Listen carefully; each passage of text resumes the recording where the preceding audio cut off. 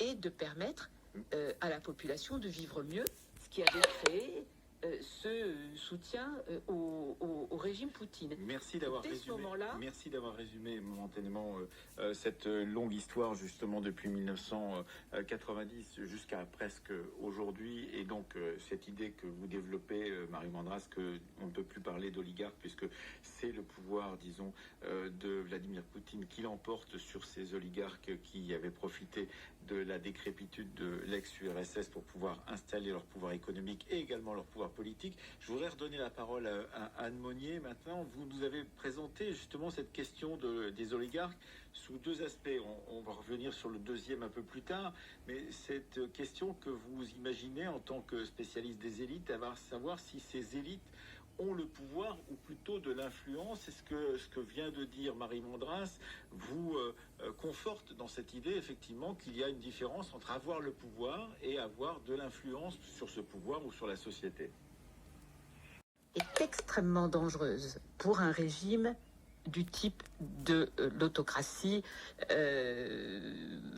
et donc extrêmement corrompu qui est le système Poutine et qui doit de plus en plus être en guerre, en confrontation avec tout le monde et s'appuyer. C'est ce qu'on ne voit pas souvent assez bien, je trouve, en France, c'est que ce type de régime qui veut absolument avoir tout l'argent, le pouvoir de vie et de mort, avoir absolument tout le contrôle administratif, le contrôle de la population, le contrôle des richesses, s'appuie de plus en plus sur les forces militaires, les forces répressives, c'est-à-dire tous les hommes en armes, qui sont armés par l'État, qui fait quand même plusieurs millions de personnes, l'armée, les forces spéciales du FSB, les forces spéciales du ministère de l'Intérieur, toutes les polices, les gardes frontières, etc.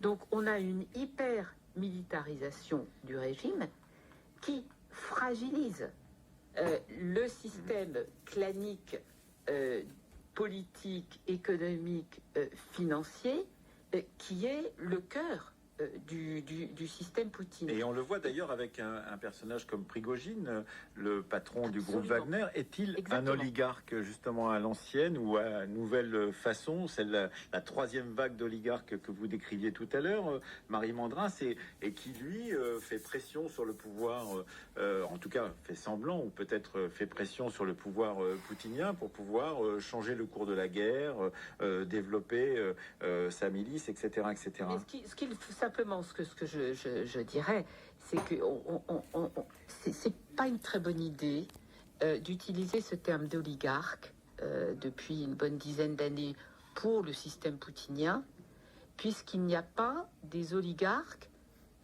contre des poutiniens ou ce qu'on appelle maintenant en russe les silaviki. Donc ce sont des structures de force et des hommes de force. En russe, le mot sil veut dire la force. Et il n'y a pas les hommes du FSB qui étaient tous amis avec Poutine avant et de l'autre côté des hommes d'affaires venus de nulle part. Aujourd'hui, ils sont pratiquement tous, c'est-à-dire que les hommes les plus puissants et les plus riches, à quelques exceptions près bien sûr, il y a quelques hommes d'affaires rescapés de la période Yeltsin, mais ils sont majoritairement issus des services de renseignement. Et Prigojine, il est il est aussi dans ce clan des hommes des services dont on sait qu'ils ont toujours fonctionné hors la loi. Anne Monnier, vous vouliez réagir? Oui, absolument. Ce que je trouve passionnant dans ce que disait Marie Mandras, c'est le lien qui existe entre oligarchie et démocratie. Et je pense que c'est une question aussi qui se pose dans la France actuelle, c'est-à-dire finalement, elle le disait au début de ce débat, c'est très compliqué de parler d'oligarchie pour la France.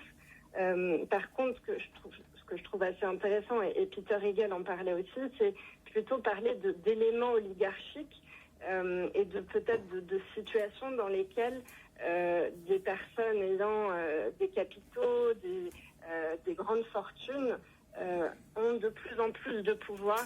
Et donc c'est cette question qui se pose là, c'est vraiment est-ce que en termes de démocratie, c'est un souci, un problème d'avoir les plus fortunés qui exercent un pouvoir de plus en plus important. Oui, effectivement, et on aurait pu parler effectivement des questions autour de la propriété des médias de beaucoup de ces milliardaires dont la fortune vient d'ailleurs en France, mais c'est un peu le cas un peu partout. Et puis on a aussi des milliardaires qui viennent de l'ancien bloc de l'Est, comme Monsieur Kretinsky, qui investissent aussi dans les médias chez nous. Est-ce que on peut dire un mot peut-être avec vous, Anne Monnier, justement de votre spécialité, qui est quand même cette question de comment on investit son argent dans d'autres secteurs que des secteurs purement productifs, pour pouvoir, par la philanthropie aussi, avoir cette influence dont vous nous parliez tout à l'heure brièvement.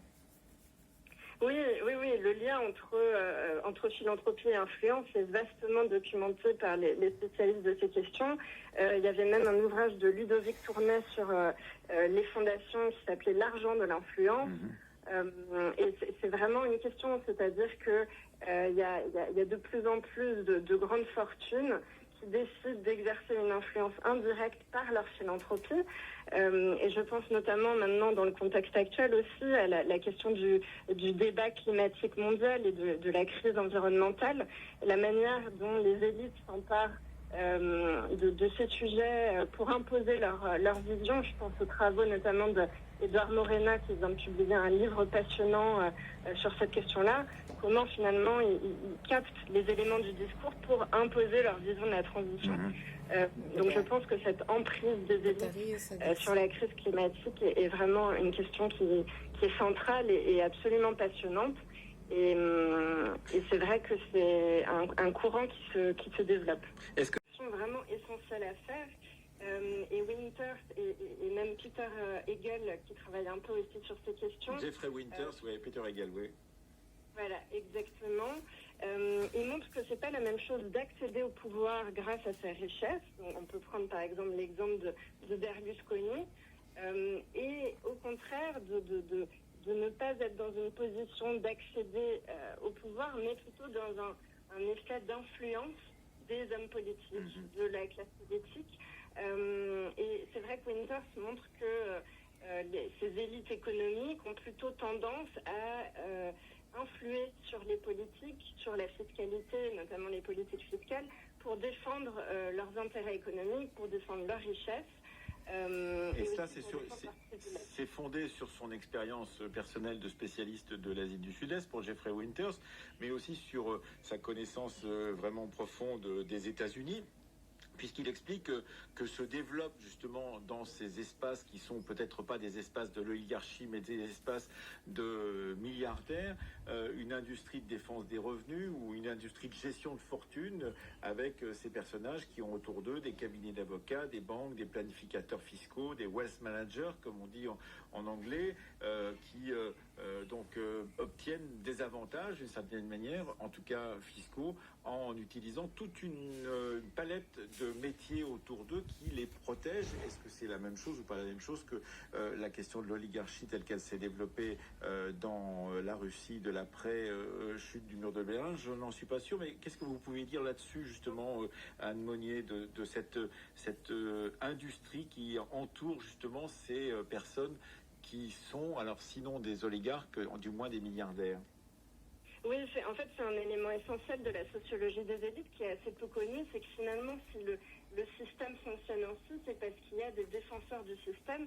Alors, Winters parle de l'industrie de défense des revenus, c'est-à-dire, effectivement, comme vous l'avez dit, les cabinets d'avocats, les gestionnaires de fortune, qui vont sécuriser, en fait, ces privilèges et ces fortunes des milliardaires et qui vont permettre d'entretenir le système. Il y a beaucoup de travaux de sociologues qui travaillent sur ces questions. Je pense notamment à Brooke Harrington qui a fait un travail absolument passionnant sur les gestionnaires de fortune. À quel point c'est aussi une manière pour les élites de consolider en fait leurs acquis et que sans ces travailleurs-là, finalement, ce serait bien plus difficile. Ça me fait aussi penser aux travaux notamment des Pinson Charlot sur l'aspect collectif en fait de défense de leurs privilèges par les plus favorisés. Donc je pense qu'il y a quelque chose d'assez intéressant dans l'analyse aussi finalement institutionnelle et organisationnelle qui permet en fait de maintenir ce système-là assez particulier de sociologie des élites. Oui, alors il y a une particularité aussi, c'est que à partir d'un certain moment, eh bien, les deux systèmes se nourrissent l'un l'autre, Marie Mandras, puisque eh bien, on fera des visas en or à partir de 1994 à Londres pour des milliardaires et des oligarques russes. On permettra que Londres devienne Londongrad, comme certains l'ont appelé, et donc on verra Evgeny Lebedev à la Chambre des Lords, nommé par Boris Johnson. Donc d'une certaine manière, ces deux systèmes, disons, qui sont de très grande richesse d'un côté comme de l'autre, vont se mélanger. Oui, bien sûr, l'un renforce l'autre. Et la présidence Trump l'a démontré de manière hallucinante, je dirais. C'était quasiment inimaginable. Et je voudrais rappeler que la très grande différence en ce qu'a décrit très bien Anne Monnier sur nos régimes, je dirais, occidentaux. De richesse, oui, c'est ça. Voilà, qui sont des systèmes institutionnels démocratiques, qui peuvent très mal fonctionner comme en Hongrie et mal fonctionner comme aux États-Unis, tout particulièrement pendant les années 30. Et ce que vous décrivez tous deux, au fond, ce sont des méthodes qui coûtent cher et que seuls les riches peuvent s'offrir, de tirer toujours la législation et la réglementation, notamment fiscale, vers soi, sans être un criminel. Dans ce que j'observe depuis plus de 20 ans, particulièrement en Fédération de Russie, c'est que c'est un système criminel, c'est-à-dire, ou illégal si vous préférez, c'est-à-dire qui se construit totalement hors du droit et de la législation construite en parallèle par des institutions publiques qui, en fait, n'ont plus aucun pouvoir. Donc, on est en Russie dans une double réalité. La réalité des puissants qui est hors la loi, même si la loi est dictée par eux, et puis les autres qui doivent se débrouiller, et ce qui développe évidemment d'autant plus la corruption quand on est face à un système de puissance où on est du faible au fort. Je voudrais ajouter juste un mot sur la notion de pouvoir et d'influence. À ce qui me semble que, alors du point de vue de la science politique, il est, si vous voulez, la définition du pouvoir en tant que tel inclut la capacité d'influence. Elle est même consubstantielle à la notion du pouvoir.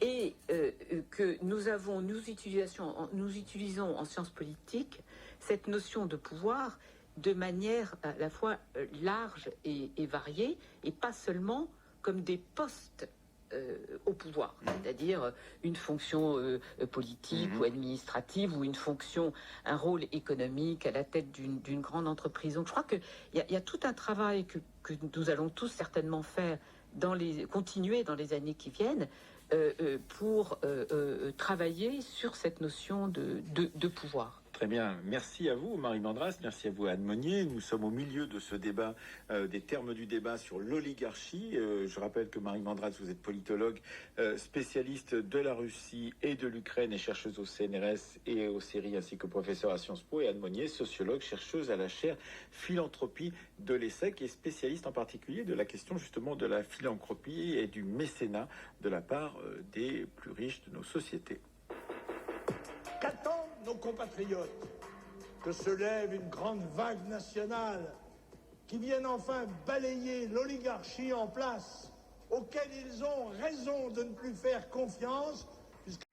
De la part de ceux qui ne sont pas, entre guillemets, des oligarques, qui peuvent être nous et d'autres aussi, une fascination tout de même d'un côté comme de l'autre, que ce soit dans l'ex-groupe soviétique ou encore en Occident, pour la richesse, pour la démonstration de cette richesse, pour les super yachts qu'on voit croiser en Méditerranée ou dans les Caraïbes, et qui sont aussi la façon d'affronter comme ça cette richesse pour tous ceux qui ne l'ont pas.